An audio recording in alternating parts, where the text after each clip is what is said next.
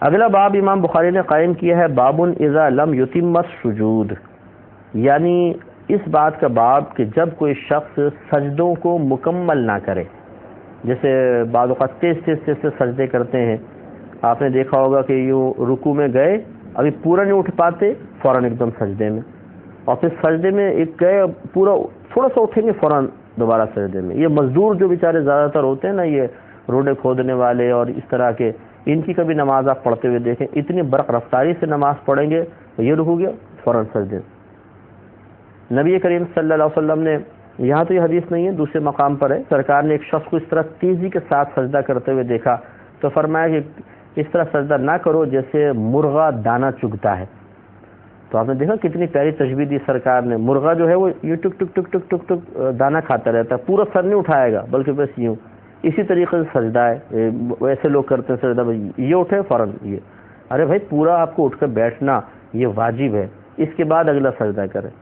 جتنی محنت اور جتنی لگن کے ساتھ اور جتنے توجہ کے ساتھ روڈ پہ گڑھے کھودے جاتے ہیں، اس سے کہیں زیادہ توجہ نماز میں درکار ہے.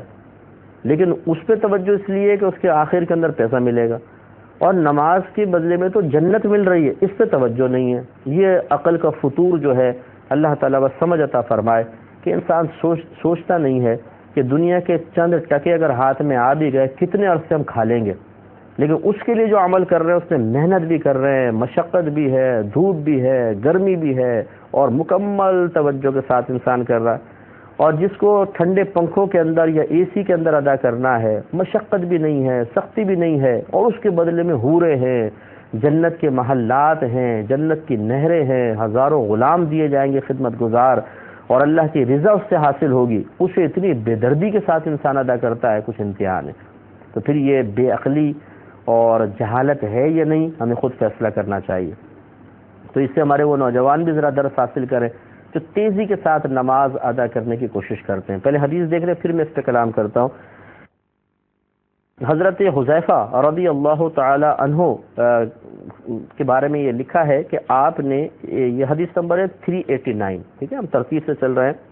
حضرت حذیفہ رضی اللہ تعالیٰ عنہ نے ایک شخص کو دیکھا کہ وہ پورا رکوع اور پورا سجدہ نہیں کر رہا تھا، وہی جیسے بس گئے رکوع میں اٹھا فوراً اور ایک سجدہ کیا، تھوڑا سا اٹھے پھر سجدے کے اندر.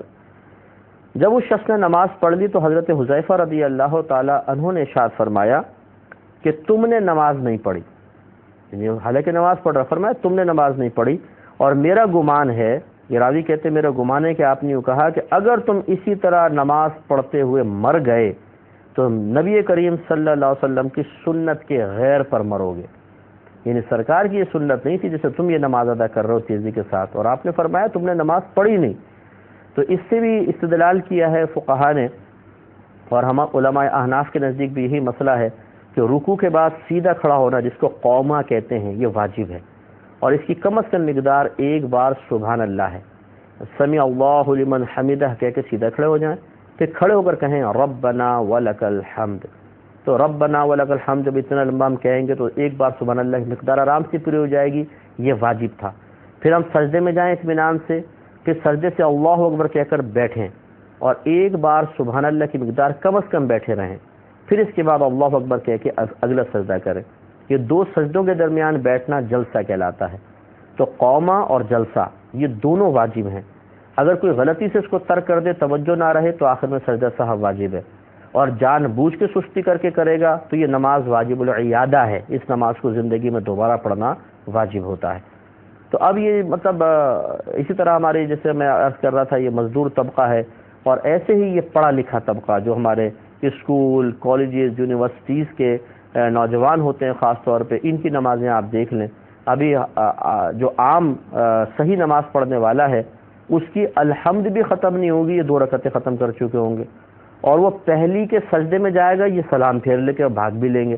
ارے بھائی اتنی تیزی کے ساتھ نماز پڑھ کے آخر کون سا قلعہ فتح کرنا ہے؟ باہر نکل کے آپ نے کرنا کیا ہے؟ اچھا آپ نے جمعے میں بھی دیکھیں، آپ نماز جیسی فرض ختم ہوگا جوتیوں کے بعد اتنا رش لگ جائے گا جیسے باہر مٹھائی تقسیم ہو رہی ہے، ہزار ہزار کے نوٹ بھی ساتھ میں مل رہے ہیں. ارے بھائی تھوڑی دیر ٹھہر جاؤ، کوئی مسجد آپ کو کھا رہی ہے، چبا رہی ہے، سنتیں بھی تو پڑھنی ہے، نفل بھی تو پڑھنے ہیں، لیکن نہیں، وہاں کھڑے ہوں گے دھوپ میں، جوتیوں کے پاس جوتی ڈھونڈ رہے ہیں. اچھا باہر نکل کیا کرنا ہے؟ اوہ ایک لمبا سانس لے کے چلے یار بیٹھتے ہیں فٹ پاتھ پہ باتیں کرتے ہیں. ارے بھائی یعنی یہ فٹ پاتھ پہ بیٹھنے کے لیے آپ اللہ کے گھر کو چھوڑ کر آئے تھے؟ رحمت کونین صلی اللہ علیہ وسلم نے ارشاد فرمایا کہ مسجد اور مومن کی مثال ایسی ہے جیسے مچھلی اور پانی، کہ جب تک مچھلی پانی میں واپس نہیں چلی جاتی اگر باہر نکال لیں اسے سکون نہیں ملتا. اور منافق اور مسجد کی مثال ایسی ہے جیسے پرندہ اور پنجرہ، کہ جیسے جب پرندے کو آپ پنجرے میں بند کر دیں، خصوصاً جو وحشی پرندے ہوتے ہیں جیسے کوے کو بند کر دیں، جب تک باہر نہیں نکل جائے گا بے چین ہو کے، وہ بے چین رہتا ہے کہ دروازہ ملے اور میں بھاگوں، اور فوراً نکل کے پھر اس کو سکون ملتا ہے. یہ ہمارے نبی کریم صلی اللہ علیہ وسلم نے مثال قائم کی ہے بڑی ہی معذرت کے ساتھ.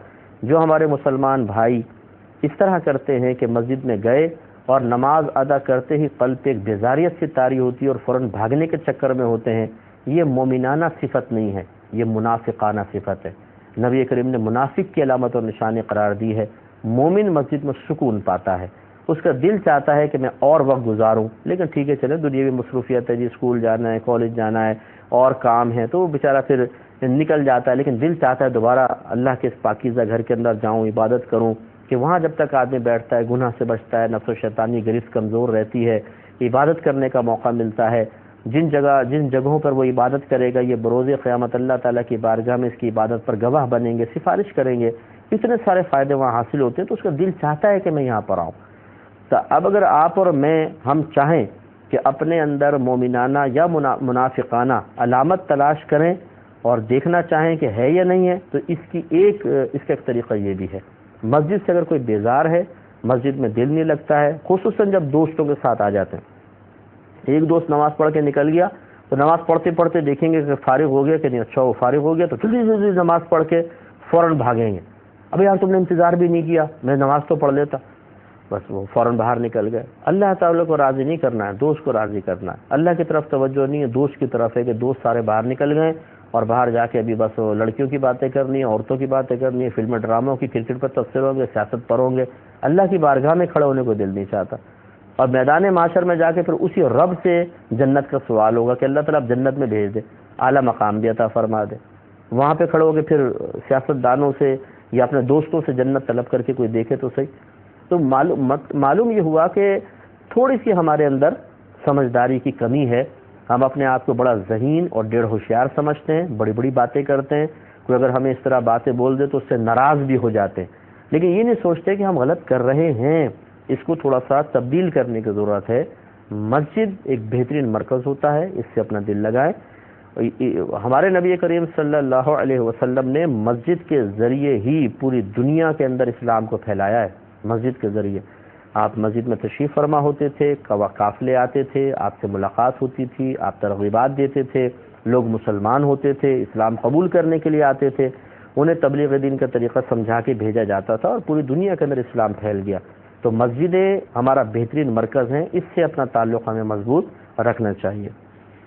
اور پھر دیکھیں حضرت حذیفہ رضی اللہ تعالی عنہ کا یہ فرمانا کہ اگر تم اسی حالت میں مر گئے، اسی انداز سے نماز پڑھتے پڑھتے، تو سیدنا محمد صلی اللہ علیہ وسلم کے طریقے پر نہیں مرو گے.